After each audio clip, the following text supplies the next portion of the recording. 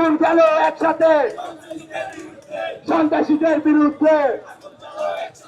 আপনারা সকলেই জানেন যে 6 ডিসেম্বর আমাদের তেজগাঁও কলেজের ছাত্রাবাসে আমাদের বড় ভাই ও বন্ধু সাকিব ছাত্র দলের যে ওরা মাদক গ্রহণ করতেছিল সেখানে গিয়ে আমরা বাধা প্রদান করেছিলাম এবং তাদের সাথে আমাদের একটা সম্মুখীন যুদ্ধ হয়।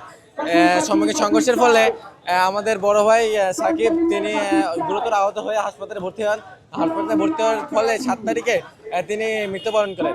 মৃত্যুবরণ করার ফলে আমরা কলেজে শান্তিপূর্ণভাবে কলেজে আমরা বিচার চেয়েছিলাম এবং আমরা অপরাধীকে ধরতে চেয়েছিলাম, কিন্তু আমাদের কলেজ কোনো আশ্বাস না দেওয়ার কারণে আমরা আপনারা জেনে থাকবেন যে আমরা এর আগের দিন একদিন ব্লক কর্মসূচি করেছিলাম।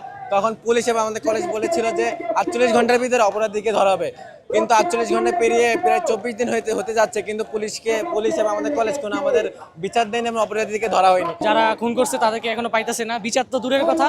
তারা তারেক রহমান যেদিন আসছে প্রত্যাবর্তন দিবস সেদিন তারা গেছে, আমি ছবি দেখাতে পারবো আপনাদেরকে। তেজা কলেজ হোস্টেলে সেক্রেটারি এবং সভাপতি তারা মদ্যপান করতেছিল, তখন আমাদের সাধারণ শিক্ষার্থীরা দেখে ফেলছে। তখন আর কি ওরা ধাওয়া দিয়ে সবাই মারছে।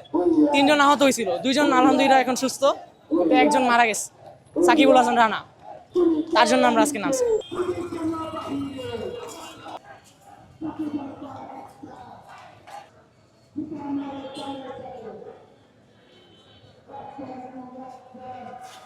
হয়েছিল সন্ধ্যাবেলা। আমরা তো কেউ ছাত্রাবাসে থাকি না, আমরা থাকি যেদের বাসায়।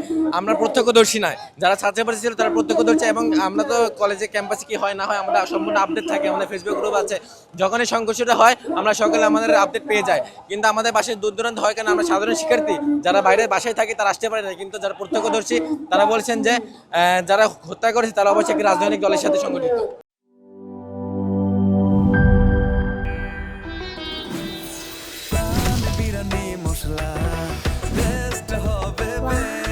প্রাণ বিরিয়ানি মশলা, টেস্ট হবে বেস্ট। প্রাণ, জীবনের স্বাদ।